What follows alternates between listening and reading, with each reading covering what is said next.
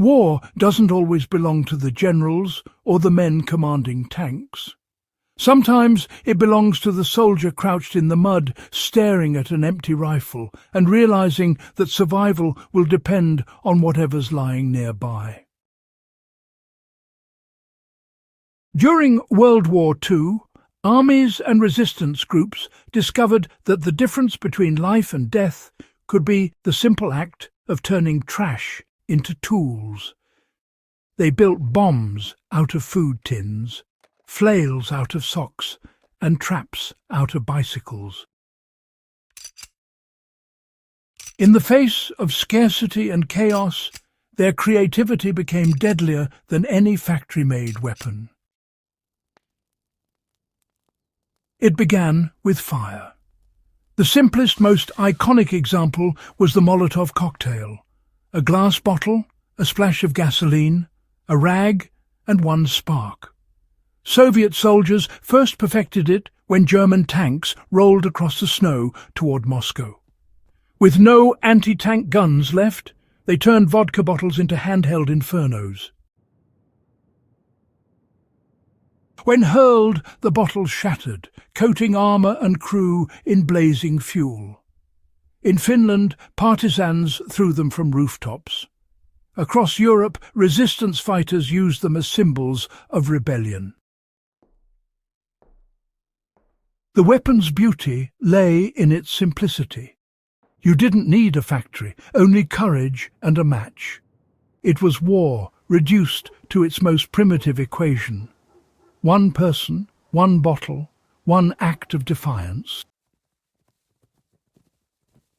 Even the most ordinary gear could become deadly. Every soldier carried a small folding shovel called an entrenching tool. Officially, it was for digging trenches.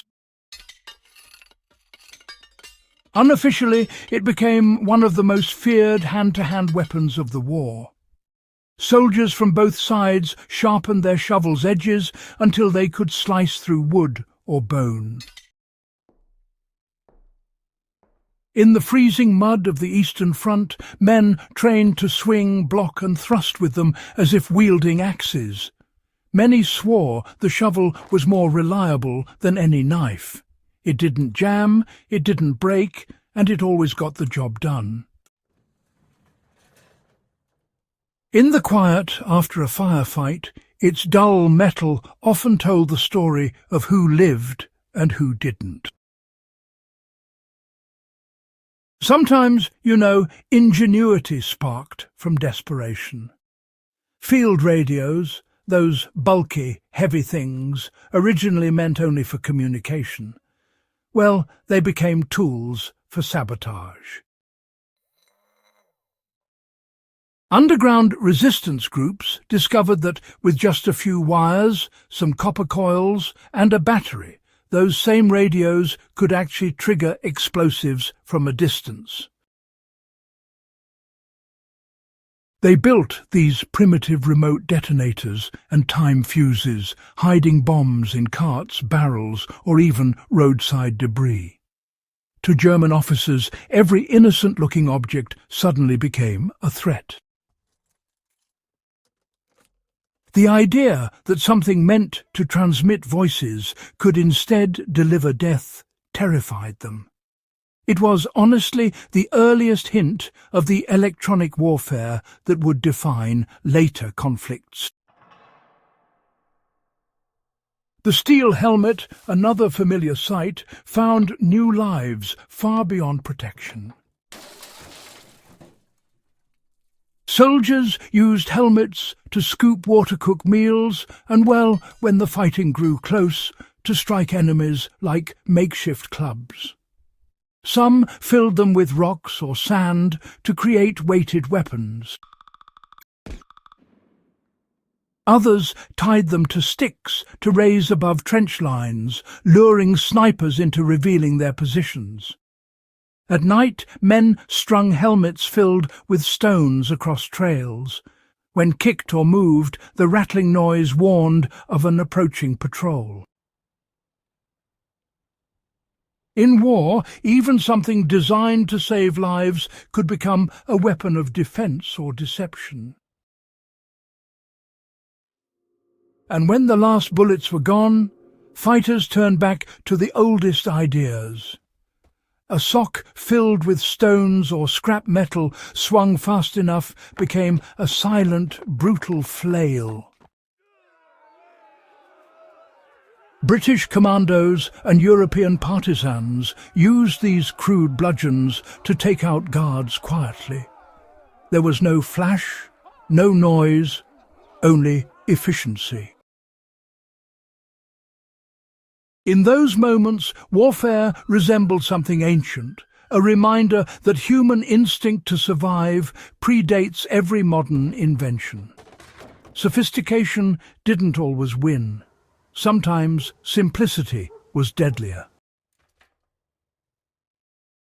Even bicycles became instruments of war. They were everywhere in occupied Europe, symbols of normal life. Yet resistance groups twisted them into tools of chaos. Bike chains were used as whips. Spokes were sharpened into stabbing blades. Bent wheels were scattered as caltrops to puncture tires and stall vehicles. A messenger could appear harmless, pedaling through town, but hidden in the frame was sabotage waiting to unfold. Those tricks bought fighters precious minutes, time to escape, regroup, or strike again. A bicycle, once a sign of peace, became a quiet rebellion on two wheels. When grenades ran out, imagination stepped in. Soldiers built homemade explosives from ration tins, nails, and powder. They packed them tight, sealed them with wax, and attached crude fuses. The result was unpredictable, but, utterly devastating. In the dense jungles of Asia and the ruined cities of Europe, these tin can bombs became the last line of attack. Every explosion carried the risk that it would detonate too soon. Yet men kept building them, because honestly the alternative was surrender. Their courage was measured not in medals, but in sparks and shrapnel. Stealth became another kind of weapon. Fighters learned to hide blades in ordinary objects, combs, walking sticks, even kitchen utensils. A courier could stroll through a checkpoint appearing unarmed, yet conceal a knife within her belt buckle or pen. These disguised tools weren't designed for open combat. They were for the quiet, desperate moments when being clever meant staying alive. In occupied cities, subtlety was power. The less threatening you looked, the deadlier you could be. Even clothing joined the fight. Boots fitted with hobnails delivered lethal kicks in close combat. Belts with heavy metal buckles became improvised whips or garrots.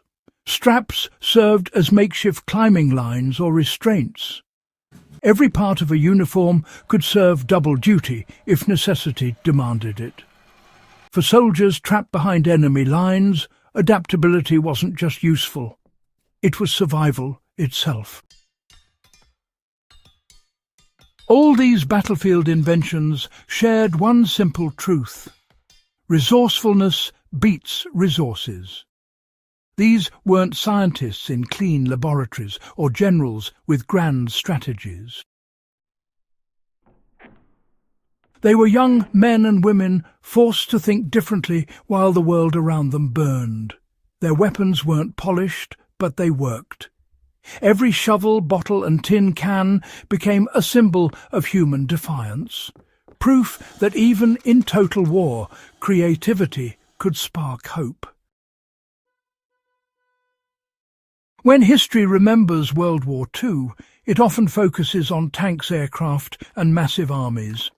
But in the shadows of those great machines stood individuals armed with nothing more than their imagination. They remind us that war is not only fought with steel and fire, but with the mind. Because when every resource runs out, the greatest weapon left is the will to adapt.